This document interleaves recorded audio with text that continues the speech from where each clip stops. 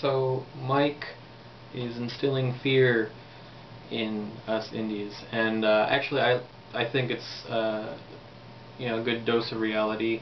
I know, I don't know, maybe only a year ago, or maybe even more than that. I can't remember, but there was a point where I realized just how competitive it is out there. I remember reading on the indie gamer forums that every week there were so many games that were getting released at like Big Fish Games or places like that, and you're competing with all of that, and you have to actually make a game. So by the time you release something, even if you quickly put something together in a month, that's 4 weeks worth of other people's games that are being released that you have to compete with, plus what comes after you release. And so I think that this idea of just like what exactly the industry is like hadn't been communicated clearly in any place that I've seen before, and it was just kind of like this really scary moment. So I've already had that fear and gotten over it. I will say though that you talk about it is definitely too risky to make big games for indies, but sorry, I have notes. It'd be better closer to the camera. You talk about how the games industry is a hit-driven industry, and I just wonder, is that the mentality that we really want for indies?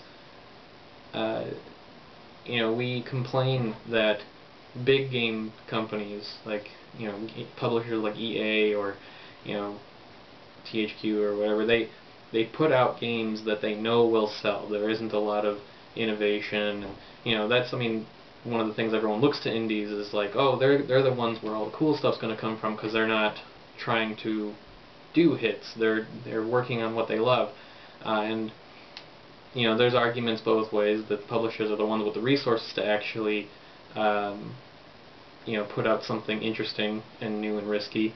So whatever, either way, somebody's going to be doing something risky and new, but they obviously have the resources to do something big.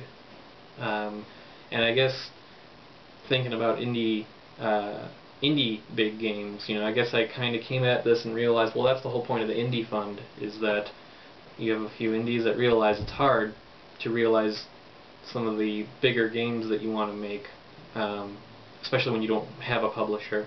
And so, the indie fund, I think, does a great job of helping make a lot of these, well, not a lot, a few of these really interesting indie games possible, because a lot of people don't have the resources to put together a game for a year or 2 years or 5 years,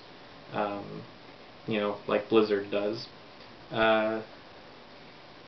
You talked about infinite shelf space, and isn't that just a problem of marketing then? As I understand it, there's a lot of people who put games out on the, for the iPhone, and they have to depend on Apple listing them somewhere.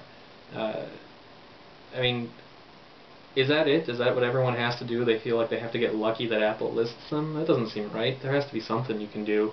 And I'm not in that market necessarily, so I don't know what it's like, but trusting your business to Apple's discretion, it seems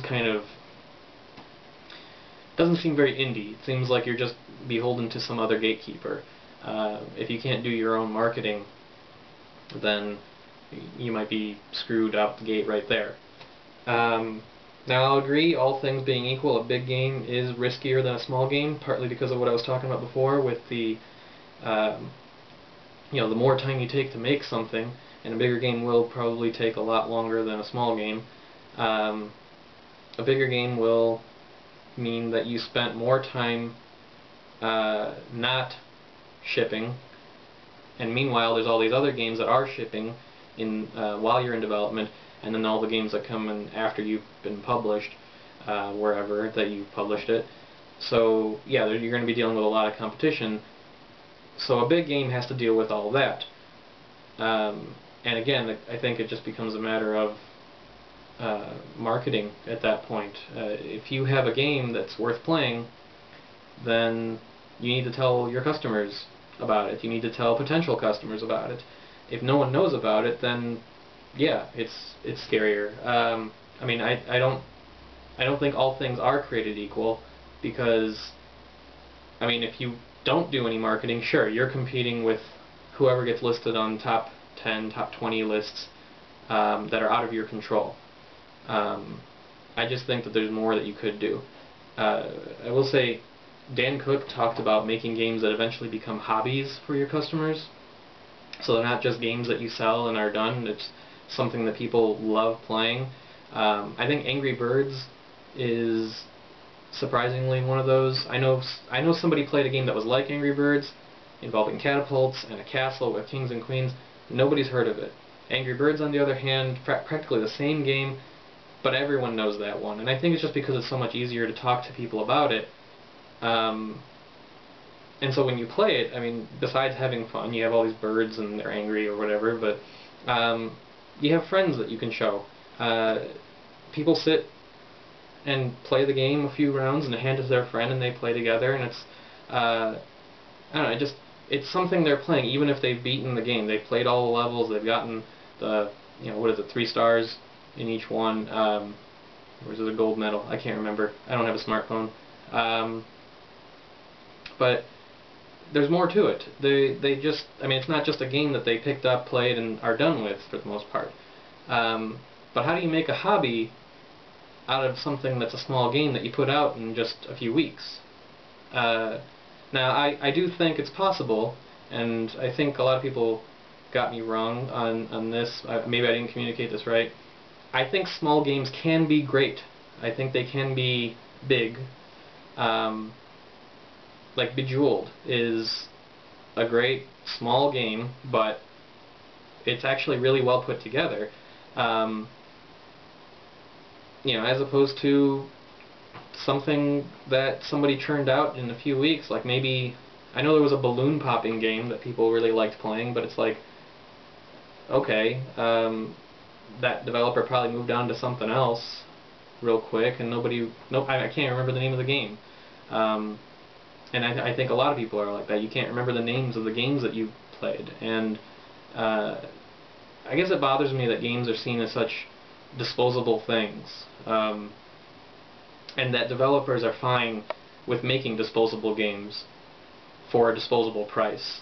And so maybe that's where I'm looking at this. Like I guess it's another angle of the game should cost more, maybe, but maybe it's not just games that should cost more. I think there's room for the small disposable games, but I don't understand why there's a focus on indies making them as a means to survive.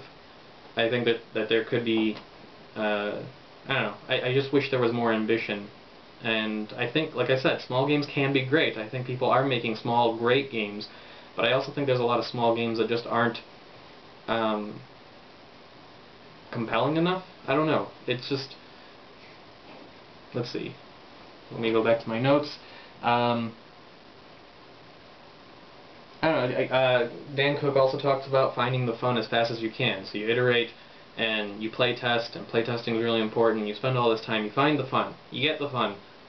Do you just release it then and then move on to the next project, or is it? I mean, can you build something bigger about that? I mean, aren't you, by making a somewhat bigger game based around the thing that you found the fun in, isn't it possible that you get a better return on your time? You make a game in a few weeks and you release it, and you sell it for like $1 a pop, and you're not even listed on the top 10. But you take that game and you make it bigger. You add more levels, or it's not just about quantity, but like actually everything's cohesive about it. It's a great game, and you can charge more than $1, and you end up getting more customers because people actually really like the game. I mean, is it naive of me to think that by spending more time on a game and making a better game that you can expect to actually make more money in the long run than if you just made smaller games and tried to get them out there as fast as possible and kept moving on to new project and new project, churning out things? You know, you talk about the need to stand out, but isn't one way to do that by actually making something more than just a standard churned out thing? You know, you also talked about the October challenge, and I need to finish mine. I'm still working on it. So I think after this October challenge is finished and I get my first dollar, I think one of the things I want to try and do is actually prove you wrong, I guess. Yeah, so I guess I've called you out, and I'm going to see about the idea of making bigger games than just something that, you know, I put up on Flash Game License to make a few bucks so I can work on the next Flash game to make a few bucks. Yeah, so in summary, I feel that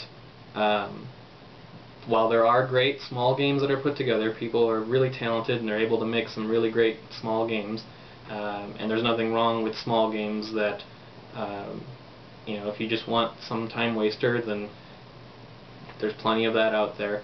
But what I see is that there's a lot of indies who will give you the advice that you just need to get something out there and move on. And I think that moving on part is kind of where it bothers me. Why can't we take a game and build it up? And why can't we market the hell out of them and get people to know that the game exists? Because, I mean, independent of Apple's list, like, I mean, is that really the only marketing you have on your iPhone? Is that people, I mean, people don't talk to their friends, people don't have websites they go to, they just go to this list and says, oh, well, if it's not on the list, I'm not even going to look. I just feel like there should be more that can be done. And October challenge, I'm going to go do that now.